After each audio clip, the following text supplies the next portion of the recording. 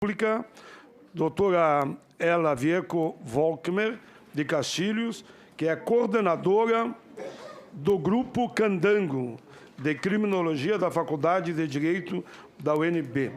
Volkmer de Castilho. A palavra é sua por 10 minutos. Obrigada. Obrigada, senhor presidente, senhora senadora. Saúdo aqui as minhas colegas de mesa, todas as pessoas aqui presentes e as pessoas que estão acompanhando o debate à distância. Eu agradeço a indicação para essa mesa, que foi feita inicialmente pela promotora de justiça Valéria Scaranci, de São Paulo, então eu compareço, de certo modo, nessa representação. E também, como eu fui nominada como professora de Direito aqui da UNB, e que no ano passado, no último semestre, eu ofereci uma disciplina na pós-graduação com foco em alienação parental. E o grupo de alunos fez, então, um levantamento da bibliografia nacional, internacional, e bem como dos acórdãos dos tribunais de justiça. A gente tem muita dificuldade no Brasil de fazer pesquisa, mesmo que a gente conte com o beneplácito do CNJ.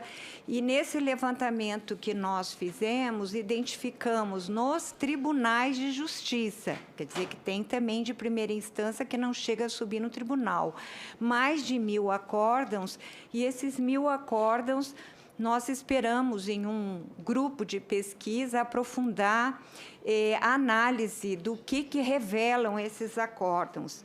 Bom, a minha posição aqui é clara, pela revogação da Lei 12.318, e por que eu sou contra e por que eu sou a favor da revogação, ou seja, contra a lei?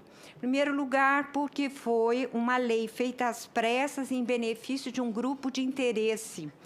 Eu teria muita coisa para dizer em todos os pontos em que eu vou mencionar. Aqui, nesse ponto, eu queria lembrar da fala na única audiência pública que houve quando antes da votação e da aprovação da lei, que foi a audiência pública em que a senhora Cíntia Rejane Ciaralo, do Conselho Federal de Psicologia, ela disse o seguinte: vejam que palavras proféticas. Quando um projeto de lei se debruça em torno de uma perspectiva psicológica, ainda que sobre uma síndrome ou qualquer teoria, nós precisamos ficar atentos para o impacto dessa linha teórica na construção de uma lei que vai implicar muitas práticas e abordagens. Nós reconhecemos que há realmente conflito nas famílias. A situação de disputa de guarda não é simples. Enfim, depois ela diz o seguinte: eu gostaria de apresentar alguns contrapontos, algumas questões para discutirmos aqui na audiência pública. Em que medida uma lei que sobrevenha garante, de alguma forma, punição ou resposta possível na identificação de uma alienação? Em que medida essa lei vai garantir a convivência familiar e não segregar? Os atos explicitados no projeto de lei são atos relacionados à prática do suposto guardião alienante, que faz uma série de ações em relação ao outro. A criança, nesse processo, fica resguardada, mas a tipificação do ato está muito voltada para a ação de um guardião com relação ao outro genitor não guardião, e isso nos chama a atenção. Em que medida esse projeto de lei, de fato, garantirá a proteção à criança, na medida em que promove, de certo modo, uma situação de beligerância, de adversidade entre os cônjuges, ou seja, os pais da criança? Ela fez essa pergunta e a resposta hoje, 9 anos passados, é justamente que essa lei não deu resposta. A lei 12.318, ela deve ser revogada também porque a síndrome de alienação parental é uma teoria sem comprovação científica. E eu também não vou ter tempo aqui de colocar todas as posições de associações de profissionais em todos os países e que disseram isso. E agora, uma notícia bem recente de um memorando coletivo de preocupação que foi encaminhado para a Organização Mundial da Saúde com a possível, acréscimo da alienação parental como um problema de relacionamento cuidador-criança na CID-11, numa revisão da Classificação Internacional de Doenças. Esse documento aqui está todas as observações que mostram de que não existe essa síndrome de alienação parental. A Lei 12.318 deve ser revogada, porque o conceito legal de alienação parental é um mecanismo que acirra conflitos a pretexto de proteger a criança. A colega advogada mostrou toda essa boa intenção, suposta intenção de proteger a criança. Acontece que a concepção da síndrome de alienação parental e a maneira como foi também colocado na lei, como foi criado o conceito de alienação parental, parte de uma lógica patológica e judicializante dos conflitos relacionais, que demanda diagnóstico, que é uma infração que deve ser identificada e sancionada numa perspectiva individualizante e adversarial própria do campo jurídico penal, produzindo-se estigmas e exclusão. Não há espaço para conciliação e mediação, há espaço apenas para esse conflito e para a exclusão de uma das partes. A categoria de alienação parental, assim como a síndrome de alienação parental, sugere uma terapia de ameaça contra um dos genitores que é acusado de fazer uma lavagem cerebral na criança.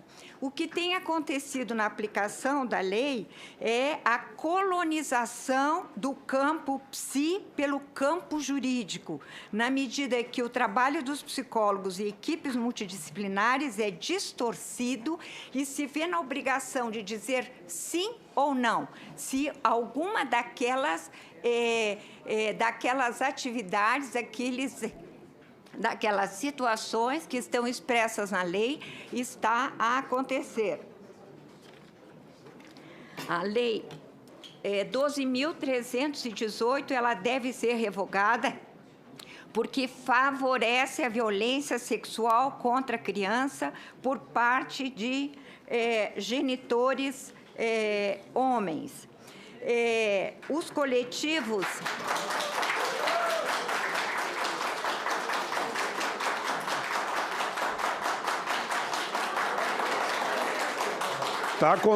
Só avisar que está contando o tempo dela. Os coletivos das mulheres que se fizeram presentes na Secretaria da Mulher, na Câmara dos Deputados, que tiveram na CPI dos maus tratos e que também estiveram na Procuradoria Federal dos Direitos Cidadãos, que estiveram no CONANDA, o que eles mostram é exatamente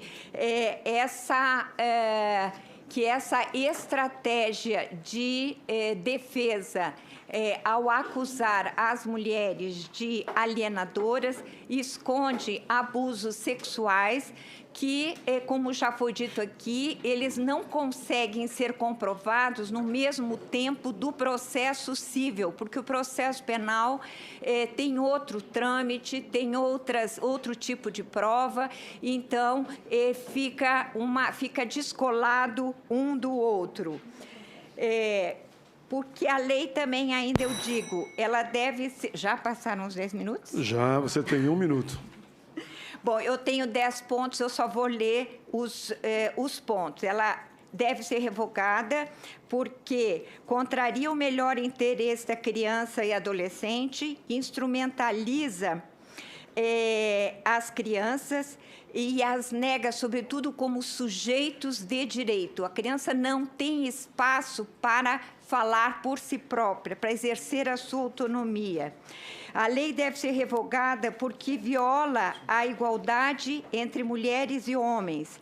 Ela tem que ser revogada porque ela desqualifica sistematicamente a violência doméstica contra a mulher. A lei tem que ser revogada porque ela discrimina pessoas com deficiência. Isso não é muito falado, mas quando se diz que uma mãe, por exemplo, é autista ou que ela é esquizofrênica, simplesmente por isso ela já é alijada e não consegue, então, ter esse convívio com os seus filhos. Um nono ponto, a Lei 12.318, ela deve ser revogada porque lei semelhante foi revogada no México, pelas mesmas razões que eu estou aqui mencionando. E, por fim, por tudo isso e por argumentos jurídicos que aqui não tenho tempo de expressar, porque essa lei é inconstitucional. Vamos manter as palmas, pessoal.